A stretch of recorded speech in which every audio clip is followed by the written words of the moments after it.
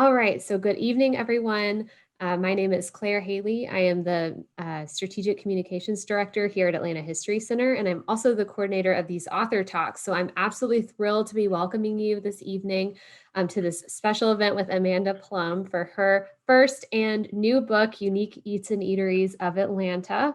Amanda is joining us tonight, and she actually used to work at Atlanta History Center. She was the director of StoryCorps Atlanta while the office was moving over here to Atlanta History Center. So we're really excited to have her here with us virtually this evening. Just a little bit more about Amanda. She loves food almost as much as she loves her adopted hometown of Atlanta. For several years, along with members of the Buford Highway Supper Club, she explored the international dining options along that congested thoroughfare. In 2017, she founded Chow Club Atlanta, a monthly underground restaurant showcasing the talents of local home cooks with international roots. Chow Club Atlanta has been featured in Atlanta Magazine, the AJC, Creative Loafing, and other media. And as I said, she was the director of StoryCorps Atlanta for 5 years. So she was the one who oversaw the studio's move here to Atlanta History Center. Amanda, welcome. Y'all are in great hands talking to an expert. So I'm really excited for y'all to hear from her tonight. And other person on the screen, your screen tonight is Jonah McDonald. So Jonah is an Atlanta writer, storyteller, historian, and naturalist. He's the author of Secret Atlanta, a guide to the weird, wonderful, and obscure, and hiking Atlanta's hidden forest in town and out, and serves as the DeKalb County Park naturalist at Mason Mill Park. He loves exploring the city via bicycle, canoe, or foot, and believes there's a new story to learn and tell around every bend. When he's not on an adventure, Jonah loves finding a new one, and you can buy his book at secretatlanta.com. So Jonah is going to be joining us as a special role tonight. There's going to be a little quiz, a little trivia at the end of tonight's event. So stay tuned for that. So with that, I'm going to turn it over to Amanda. And before I forget, if you haven't yet purchased Amanda's book, we've partnered with local bookseller Acapella Books. Yeah, see right there. And I'll be posting the link to do that in the chat. So enough of me. Amanda, turning it over to you. Thanks again for being here tonight. Thank you so much for having me. This is really exciting. I love the Atlanta History Center, and having worked there years ago, it's really exciting to do this talk. I'm really excited because when I worked there, there's all these cool authors that would come in for the author talks, and it's kind of crazy to think that I'm one of those authors now. So I really appreciate it. So I'm going to get started and just tell you a little bit about how I came to write this book. So when I was in the 4th grade, my dad got offered a job in Rock Hill, South Carolina. And so the whole family went up to Rock Hill for a weekend to check it out because, we might be moving there. So we wanted to see what the city was like. So we were staying at the Howard Johnson right by the interstate, and we decided to go out for dinner. So we asked the woman at the front desk to recommend a place for dinner. We said, "Are there any good Chinese places you could recommend?" And she said, "Rigby's." And we said, "Rigby's? Rigby's is a good Chinese restaurant?" And she said, "Oh, I thought you said a good chain restaurant." Well, that story became an instant family classic because even though I was in elementary school, I knew that if you wanted to get to know a city, you don't go to Applebee's or Chili's. No, you want to go to the local places, the mom and pops, the hole in the walls. Those are the places that have the character and feel of the city. It gives you a sense of place. So Rock Hill, South Carolina, we did end up moving there. My dad got the job, we moved there. But it did not have the most exciting food scene. Yeah, we had like a Chinese restaurant and a Mexican restaurant, but there wasn't a ton of variety. So when I moved to Atlanta, I was totally blown away by all the different food that's here. And I think that's because Atlanta is a city of transplants. There's people that move here from all over the country and all over the world. And you can really see that in our food. And I don't think any place really represents that better than Buford Highway. And so as Claire mentioned, some friends and I started what we called the Buford Highway Supper Club. It was literally a group of friends. We made a Facebook group, and every month we'd pick a different restaurant on Buford Highway, and we'd go up there and we'd get a big table and we would just order a ton of food and share it communally. And it was a great way to try new cuisine because if you've never had intestines, it can be kind of intimidating to order a whole plate of intestines for yourself. But when you're there with 8 of your friends and you get the intestines along with 5 or 6 or 7 other dishes, then it's really fun to try a lot of stuff and see what you like. It was also the only time that month we might see each other. So it's a way to connect with friends and learn about a new culture through food. And I really think food does that. It brings us together. And from that, I had my friend Alex, who was in the supper club. He was about to move to New York City. So I was like, Alex, pick where you want to go this month for dinner. And he wanted Ethiopian food. Well, if you've been to Beaufort Highway, there's a ton of food from all over the world, but it's mainly from Latin America and Asia. There's not a ton of Ethiopian food. So I called up my friend Johanna Solomon. Johanna is a Ethiopian chef. She has a business called Kushina Catering. I called her up and I said, Johanna, where's the best place in Atlanta to get Ethiopian food? And she, without missing a beat, she was like, my house. And I was like, all right. So instead of going to her house, I had everybody over to my house and she made an Indian dinner for us. And not Indian, sorry, Ethiopian dinner for us. And everyone loved it. And they loved it so much that we did it again, but we did an Ethiopian brunch. Because like, when have you ever had Ethiopian brunch before? I hadn't. And that's when Johanna and I realized we were onto something. And we founded Chow Club Atlanta, which is an underground restaurant. We have 2 dinners a month. And as Claire said, we always partner with different chefs. They tend to be home cooks or people maybe with a small catering business, but they don't have their own restaurant or food truck yet. They're really trying to get established in their food business. And so we help them by, scheduling these dinners where we find the location, we do the marketing, and they just provide the menu and the food. It's also a really fun communal experience because we put people at tables with people they don't know. People are going to be from other parts of Atlanta. And so it really becomes this space where people get to know people over food. And we've been doing that since 2017. We did have to take a break for the pandemic, but we are coming back August 13th and 14th. We're going to have a Gullah Geechee dinner. And there's still a few tickets left on our website, chowclubatlanta.com, if you want to check that out. So as you can tell, I love food and I love Atlanta and I love Atlanta's food scene. So when I got an email asking me to write a book about the unique eats and eateries of Atlanta, I was like, yes, of course I want to do this. And a little side note, when I got the email, I honestly had no idea who Reedy Press was, why they were reaching out to me. And I wasn't sure, what to think of it. But it turns out that Jonah, who's going to help with the trivia, he actually was working on a book for them, Secret Atlanta, at the time. And he recommended me to write the Unique Eats book for Atlanta. And so I was ecstatic when I learned about the opportunity because it's like my opportunity to write a love letter to Atlanta's culinary scene. And I think that's even more so now the case with COVID, because obviously all these restaurants have been suffering and we want to get out there and support them. So I'm going to share a few stories from the book before we get to our trivia. And I just realized I've been totally slacking on showing you my slides. Here's my Beaufort Highway. Here's my Chow Club photo. Here's me with the book. And now let's get started with my talk. So one thing I'm going to do is I tell these stories.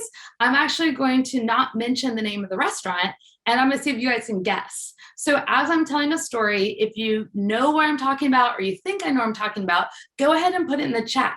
You don't have to put in the questions. You can just put it in the chat area so everybody can see your guess, okay? All right, so the first story is actually the first story that I have in the book, and it was the first interview I did. So this is Matt Hinton, and Matt was actually, I call him the reluctant entrepreneur, and you'll hear why in a second. He was actually an adjunct professor at Morehouse College, and I don't know if you know much about being an adjunct, but it's kind of a grueling job, and one of the components of it is if not enough students enroll in your class, then your class is just canceled for the semester and you won't get paid for it. And so that's exactly what happened to Matt. It was 2008. One of the religion classes he was going to teach did not make enrollments, was canceled. And so now he finds himself with a lack of income that he's got to make up somehow because he's got a wife and a kid. He's got to figure out how to bring home the bacon. So flashback to the 1990s, Matt was living here in Atlanta and he was a regular at this place called Tortillas. Do any of you guys remember Tortillas over on Ponce? It was this amazing, like indie kind of grunge mission style burrito place. They made these huge burritos. They're super cheap. I believe a bean and cheese burrito was like $2.50. And they also would like let you add potatoes or rice to the burrito for free, which as a recent college graduate, I just thought that was the coolest thing ever. Now, as an adult, I understand that potatoes and rice are very cheap. And actually, I was probably saving them money even though I thought I was getting this really great deal. But it just had this kind of cult following. It was this place where like everyone that worked there like played in bands, they had tattoos, there's band posters everywhere. It was just a cool spot to be, and it was really cheap and really affordable. So when Tortillas closed, a lot of us were totally heartbroken.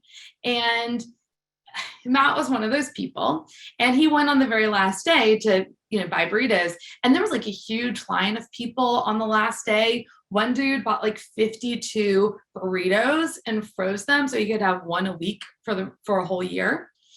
And so the Tortillas knew that people were going to miss them. So they actually gave away their recipes on the last day. And Matt got those recipes. So flashback to 2008, when Matt's trying to figure out how he's going to make money. He thinks, well, I love tortillas. Maybe people will pay me to make tortillas burritos. So he dusts off the recipes and he emails friends and says who wants, to have burritos. Well, 50 people said they wanted to get burritos on this first day. Awesome. So the night that he's about to do deliveries, he's, making all the food, he's making the beans, and he has this huge vat of beans and he burns them, and he can't use any of it because it just tastes burnt. So he has to start all over again. And this is like an hour before he's supposed to start delivering. So needless to say, his deliveries go really late. Like he doesn't even deliver the last burrito until 10 p.m., which I don't know about you, but that's really late for me to have dinner. And so people were not happy. He was exhausted and he just didn't want to do it ever again. But he did. In fact, he did it every week that semester.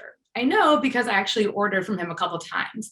You would have to like email him by Wednesday and he would like bring it to you the following Monday night. And, he did this for a while. And finally, he was so excited when the next semester came because he was going to be able to go back to teaching.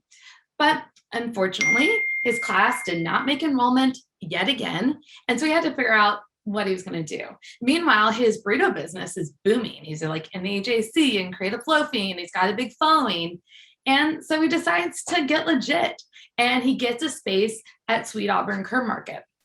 And does anybody know where I'm talking about? Anybody recognize these burritos? If you have a guess of where I'm talking about. So anyone guessing? No guess yet?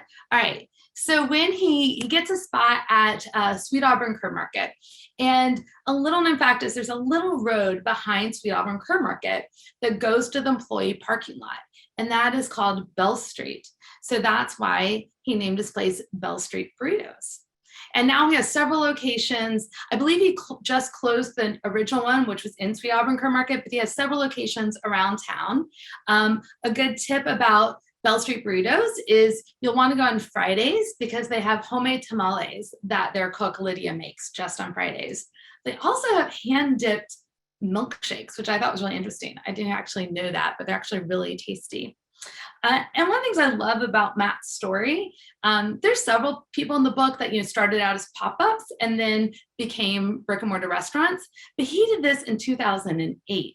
And that was before Instagram started, because it started in 2010. So he is an old school pop-up, really kind of cobbling it together at a time when it wasn't very common. So in thinking about the book, one thing I had to figure out is like what restaurants I'm going to write about, because I can't write about all the restaurants. I have 80, which seems like a lot, but there are hundreds of restaurants here in Atlanta. But there are some that I just felt like I had to include because they're so important to the history of Atlanta. And this next one is one of those. So this is Robert and James. I won't tell you their last name because that will give away the restaurant. But if you know it, guess it in the chat. So in 1947, Robert was working as a soda jerk at Jacob's Drugstore. And it was down by the Atlanta University Center where all the HBCUs are. And so students from Morehouse and Spelman would come to get food because, the food on campus wasn't very good. And frankly, the food at the drugstore wasn't that great either. So Robert really wanted to have his own place. He loved cooking. He loved making fried chicken. He wanted to open his own restaurant, but he didn't have the money for that. Well, luckily, his wife, Florine, had been saving money from his paycheck every week and had put aside enough money for them to open a restaurant. So in 1947, they opened a restaurant. It was right across the street from the drugstore. And on the first day, there was a huge line of people because people had heard about Robert's fried chicken. So that would be a great thing, except for the fact that that day, the stove just stops working. So they have no way of cooking the food. So what does Robert do? He picks up the phone and he calls Florine. Florine is at home. She just starts cooking. That's right. Like at their house, she just starts doing all the cooking for the restaurant. And then she has no way to get it to the restaurant because their car is already there. So she has to take a taxi with all the food to the restaurant. And they do that for 2 weeks until they raise enough money to get a new stove. But over time, the business really booms. Robert's brother, James, comes to help him run it. They moved to a bigger space in 1959. And then the next year, in 1960, they opened up the Le Carousel Lounge. And this was a music venue that was integrated. It had people like Lena Horne, Curtis Mayfield, Gladys Knight, Stevie Wonder, all these huge names performed there. They also realized that there were only 2 hotels that would serve African Americans in Atlanta at the time, and both of them were over on Auburn Avenue. And so there's nothing down by the HBCUs. So they opened up a motor hotel. It had 120 rooms, had ballrooms, it had a swimming pool, and meeting space. Anybody guess what I'm talking about now? People aren't guessing, so I guess I'll just tell you. Or if people are guessing, I can't see it. But this was Paschal's. Oh yes, Jonah, you know. Next time, just chat it in there. If you think you know the place, chat it in. So this is Paschal's. And as I mentioned, in the hotel, they had a lot of meeting rooms. And during the Civil Rights Movement, Martin Luther King, who had been eating there since he was a child, asked them for space where he could have meetings. And they actually gave him a suite in the hotel that he could use throughout the movement, just whenever he needed. And they would also go downtown and bail out any of the university students that got arrested in the sit-ins and protests. They would bring them back to the hotel, give them a place to stay, give them food, and make them call their parents. So it's a big part of our history as a city. Today, it's not in the original location. There's a new place in Castleberry Hill. You can also visit it at the airport. And if you want to know exactly what Martin Luther King's favorite meal at Paschal's is, it is in the book. And the reason why I know so much about Paschal's is there's a man there named Mr. Slack, who is their historian. And he has been there since he was in high school. He was there with the original owners, started really soon after they opened, and he just has so much history. It's fun to share. All right, so the next story I want to tell you about is about Mary McKenzie. So her husband died during World War II, and then she was stuck trying to figure out how she was going to support her family without her husband. And one thing she was really good at was cooking. The only problem was that in 1945, it was really unheard of for a white woman, to open a restaurant. It just was really frowned upon. So she decided to open a tea room instead. Now, her tea room was so busy at lunchtime that there'd be these huge lines, and people often wouldn't have time on their lunch break to wait in a line and then go to the dining room and eat. They just didn't have enough time.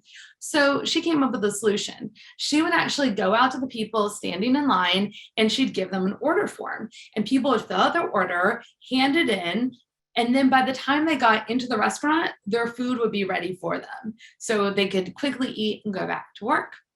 Now, today, it's much bigger. It started with one little storefront and they bought 3 or 4 more. So it's almost like a half a city block. It seats over 500 people.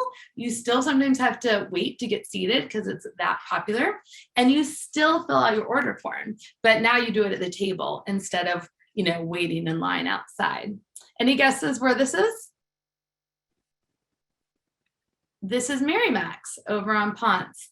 And one fun thing about Mary Mac's is if it's your first time, be sure to let your server know that, because they'll give you a little bowl of pot liquor, which is the juice that's left over after cooking collards, and some cornbread. You can dip it in there, and it's definitely a lovely little welcome treat.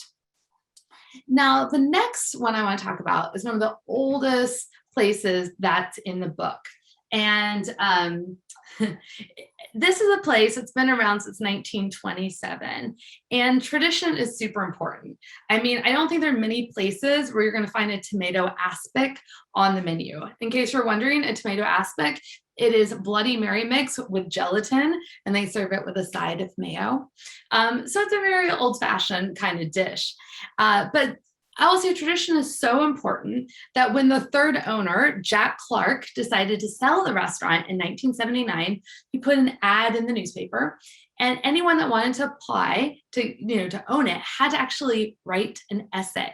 Can you imagine? They had to submit an essay. And this guy, Paul Jones, he was working at the Cherokee Country Club, but he'd always wanted to have his own restaurant. So he decided he'd check it out. He'd never been there before, thought he would check it out. And so he took his 9-year-old daughter, Jody, and they went to the restaurant.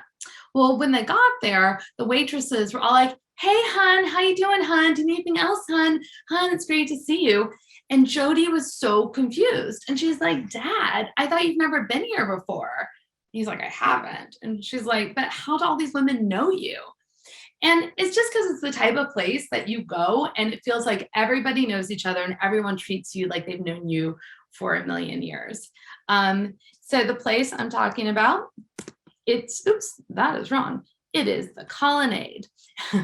And so the Colonnade, if you guys have not been there, it's great Southern food. They're known for their fried chicken. I personally recommend getting the fried liver to try something a little bit different. And a lot of people that have been there, that work there, have been working there for years. Like Sonia, their head cook, has been there for 40 years. Randall, their greeter, has been there for 32. And Ray has been in the kitchen since 1972. That's 49 years, y'all. And that is definitely a classic place that's unique to Atlanta. There's definitely some big characters in the Atlanta food scene. And I don't know that any are bigger than Anne Price. So Anne grew up in Sylvania, Georgia. She was the 4th out of 11 children. And her brother, who I talked to, told me she was pretty bossy as a kid. It was pretty much her way or the highway. And she decided after high school that she would go to beauty school. But to put herself through beauty school, she worked at restaurants. And she found over time that she was really enjoying the restaurant work more than she was enjoying beauty school. So she decided to open a Tasty Dog franchise over on Memorial. So at Tasty Dog, she made burgers and hot dogs and things like that. But she was competing with national fast food chains who have huge marketing campaigns and they have, economies of scale. And it's really hard for her to compete. So one of her customers actually said to her, "Hey, you live in the hood. You should call this the Hood Burger or the Ghetto Burger." And that's what she did. She named her burgers the Hood Burger and the Ghetto Burger. And in 2007, the Wall Street Journal named the Ghetto Burger as the best burger in the US. So that really helped put her on the map. And I'm sure you guys have guessed, I'm talking about Anne from Anne's Snack Bar, which is over Memorial. It's a tiny place. There are literally only 8 seats inside. So most of the seating is on the covered patio just out front. And Anne was famous for her rules. So you can see the bossy girl turned into a bossy grown-up. And she had tons of rules and she was really known to enforce them. Like the first time I went, I was super intimidated because I had heard about you can't do certain things. You have to follow the rules.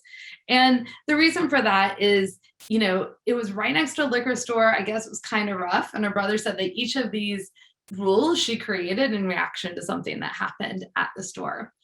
She passed away in 2015, but some of her siblings run the snack shop today. They still enforce her rules, but they have made some allowances. Like now they'll let you pay with a credit card and call in orders. So her spirit is still alive there. I mentioned earlier that one of the things I love about Atlanta is the diversity and how that really shows up in our food. And a lot of the restaurants here in Atlanta are run by immigrant families, like this next one. This is Jesus and Martha Lopez. They actually came to the United States from Mexico on the back of Jesus's motorcycle when Martha was pregnant. So they're driving across the country and they end up in Atlanta.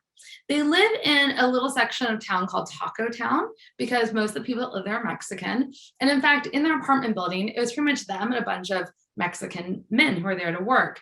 And so Martha started selling plates of food out of her kitchen to these guys. And she did this for years. In fact, in 1994, they had their 5th child and they moved into a house on McDonald Street, and they continued to serve people in the neighborhood, except now they had a living room and a dining room, so people actually dined inside. Well, most of the people that came to eat there were Latinx. There's only like one white guy that would go there. He was a cop, and he was always like, guys, you're gonna get in trouble, like if you get busted, and he really just always encouraged them to get a restaurant. So they actually found a space, an old grocery store on Memorial Avenue. And it took them 3 years to fix it up and turn it into a restaurant. And that's when they opened Mi Barrio. So, on their opening day, they only had like 15 customers. But if you go today, it is packed, especially at lunchtime, but also at dinner. It's hard to get a table because they have great food, huge portions, and super reasonable prices. There's a lot of specials. So for example, the red pozole is only made on the weekends. The tortillas are made to order for each dish. And on your birthday, if you let them know, they'll give you a shot of their very finest tequila and a rather risque shot glass. Another thing that happens when you have people from different cultures moving in is you often see those different cultures and influence mix. And that's definitely the case at this next place. So this is Jeon, and Jeon, sorry. And Jeon was a K-pop star in South Korea in the 1980s. She was like the Britney Spears of South Korea. And she got sick of the industry, burned out, moved to the US with her husband, and they opened a couple of restaurants. Neither of them cooked, so they would like hire chefs to work in the restaurant. And that actually ended up being the difficult part. She actually loved running the restaurant, but didn't like having to find a chef and, butting heads with the chefs. So after her divorce, she decided to go to cooking school. She went to the Cordon Bleu, and she found that she loved cooking.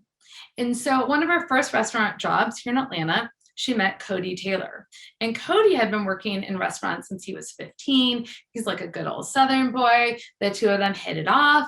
They start going on dates together. And they soon share this like love of not only cooking, but they start sharing each other's cultures. So she'll take him out for Korean barbecue and banchan, and he takes her to meat and threes and Southern barbecue pits. And they realize that there's some ways that they have common ingredients and common flavor profiles. They start cooking together, pulling out things from each of their pantries. And they end up creating a type of barbecue that really merges this Southern American and Southern Korean styles. So for example, they put miso in the collards, their Korean peppers in the mac and cheese, they tempura their onion rings. And this right here is their spicy Korean pork sandwich, which is served with a kimchi coleslaw and cucumber banchan, which is the salad. And so this is, I don't know if any of you guys have ever been there, to Heirloom BBQ. And if you ask them what style barbecue it is, because everybody always wants to know what style barbecue is it. Well, they'll say it's Atlanta style barbecue because it is this mixture of cultures. Couple of notes about going there. There's no seating inside, so you're going to stand outside with your food. It's also BYOB, but there's a liquor store right next door. So I want to share one last story from the book, and then I've got some other things to share. But this is another one of my favorite stories. You guys probably recognize Kevin Gillespie. He was on Top Chef, so a lot of people know him from that.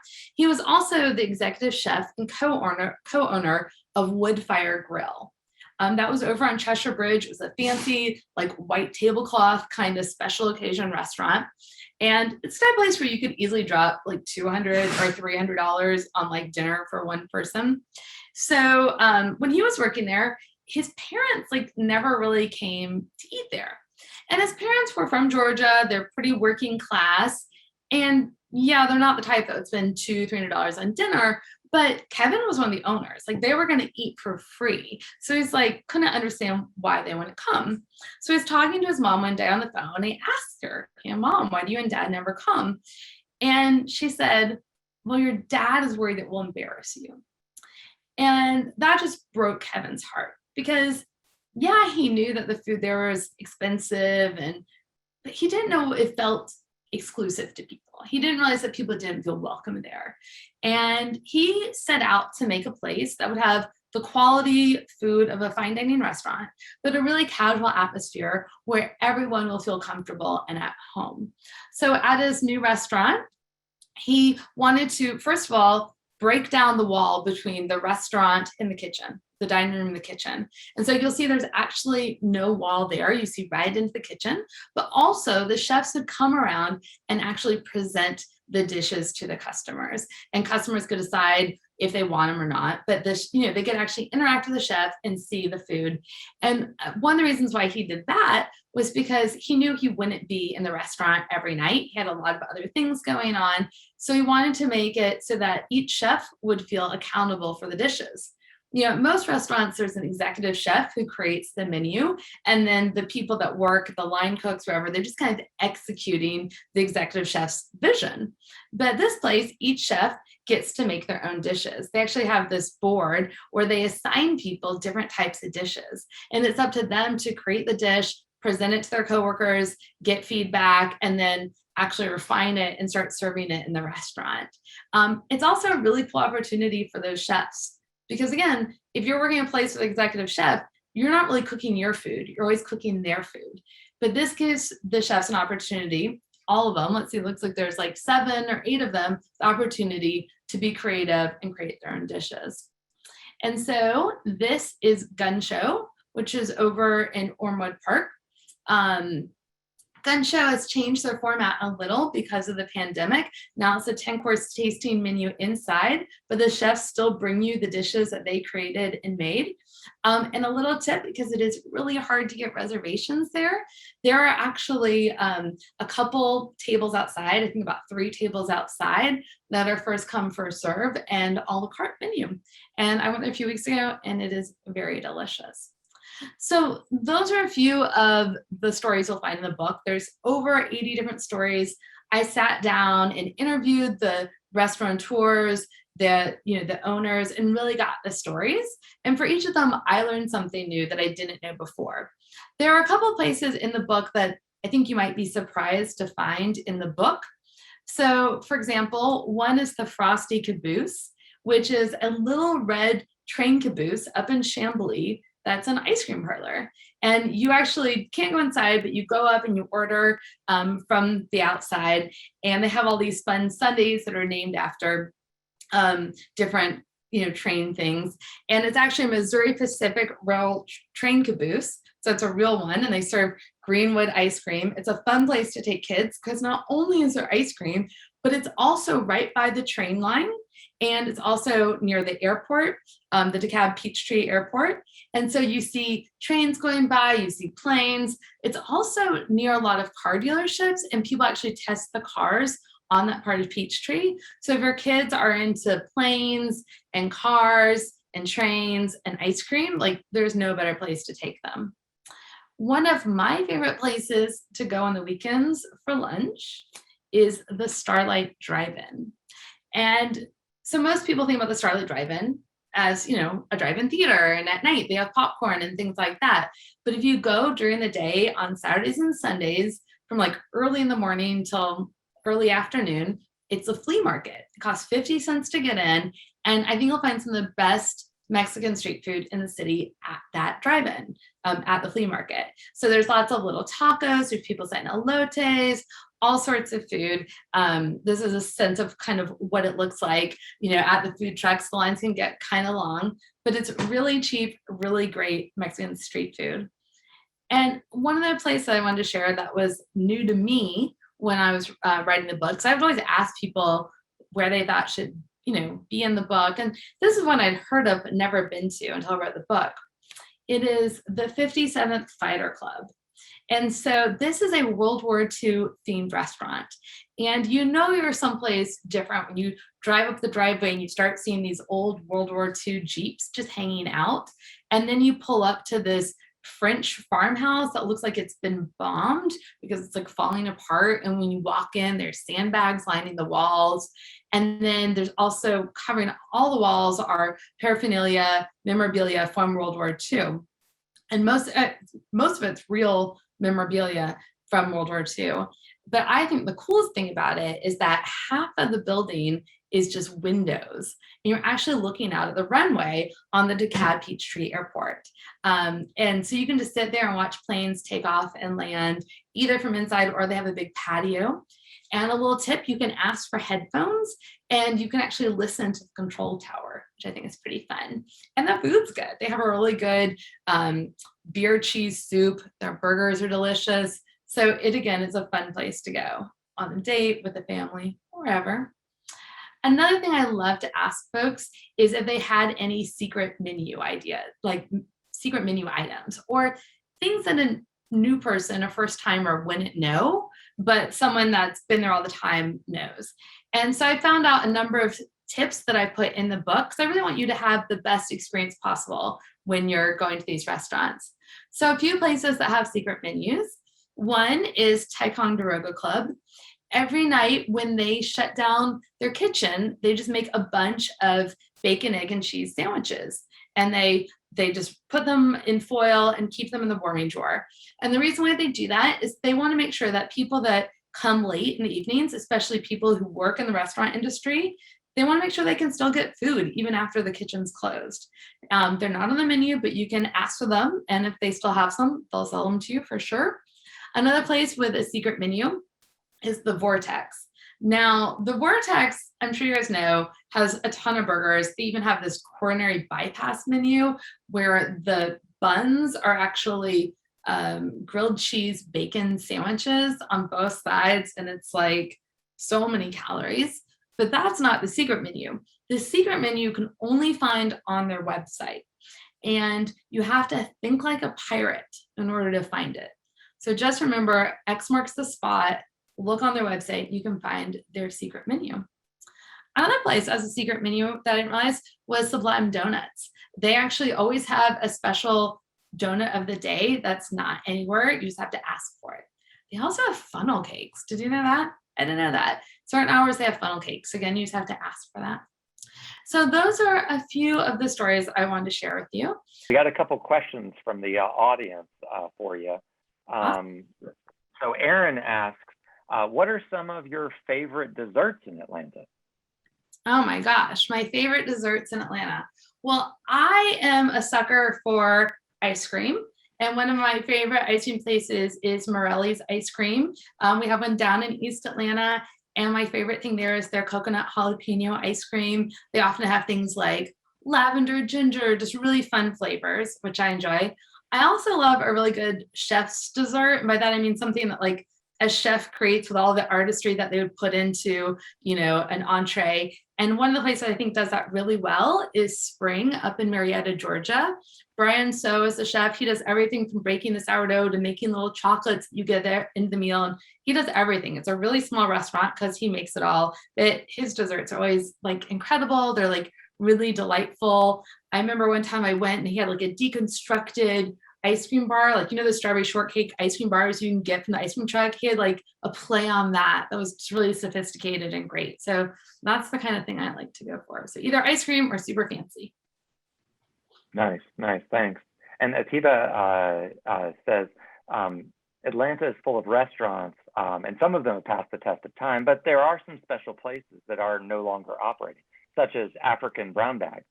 Do you have any interest in writing a book about has-been Atlanta restaurants, you know, ones that are gone but definitely not forgotten? Reminds me a little of Tortillas in your first story that you told. What do you think? I love that idea. It is funny because I think of tortillas too, because 3 different people brought up tortillas in their interviews. It came up in Bell Street Burrito, but also Elmire and Eats have connections. And I think, you know, Ria's did too. So maybe, yeah, places that are closed could be really incredible. And especially after the pandemic, I'm sure, you know, we've lost so many. But yeah, I like that idea. I like that one. Very cool. My next book. And someone who I'm probably going to mispronounce their name, Adiste, I believe. Have you tried quesadillas from El Indio? If not, please do. Do you know this? I haven't. I need to, I'm going to write that down. I want to try it now. And the next question from Missy is, tell us about Chow Club. Okay, I'm happy to. So Chow Club is an underground restaurant, and how it works is you just sign up on our website, just chowclubatlanta.com. You sign up to get emails, and we send you an email announcing the dinner with the menu. There's always just a set menu. It's from like 4 or 5 courses, and we also have gluten-free and vegetarian options. You buy your ticket online, and then we send you the location of the restaurant and the restaurant, wherever we're doing the event. But one of the really neat things is you actually get to meet the chef. So the chef will come out with each course and explain, the significance of the dishes, either to their family or to their culture. And you get to sit with people you don't know. So you're also going to meet people. So our next one is actually coming up August 13th and 14th, and we're having a Gullah Geechee chef, Pamela Jones Mack. And if you never had Gullah Geechee food, there is one Gullah Geechee restaurant in Atlanta. Talk about it in the book, because that's a really special cuisine. It's from the islands of the Carolinas and North Georgia, actually to North Florida. And it's a community where people came as slaves and they kept a lot of their culture. And you see that in the food, which you actually see in a lot of Southern food, these influences from the Gullah Geechee folks. So sorry, I know we're short on time, but I think that's a really special part of Southern cuisine that folks should try, either at Chow Club or at Virgil's, which is down in College Park. Well, awesome, Amanda and Jonah. Thank you so much. That was so fun. I know I've added a lot of places that I need to go visit. We do like takeout for, well, I guess we can start eating in restaurants now, but every Friday from a different place in Atlanta to like try something new. So I've definitely added some places to my list, and I hope everyone in the audience did as well tonight. So if you enjoyed tonight, there are so many more stories packed into that book. So Amanda's holding it. Please buy it. You're supporting a local author, you're supporting a local independent bookstore if you purchase it from Acapella, and you're giving yourself, just weeks and weeks of entertainment with fun stories and fun places to add to your Atlanta bucket list to visit. There's always something kind of new going on around town. And of course, with Jonah's book as well, if you want to know the hidden histories and fun parts of Atlanta, it's also a really, really fun read. So Jonah and Amanda, thank you both so much for being here tonight. And to our audience, thank you for being here. Thank you for saving me on some of the trivia questions where I did not know the answers. I appreciated that.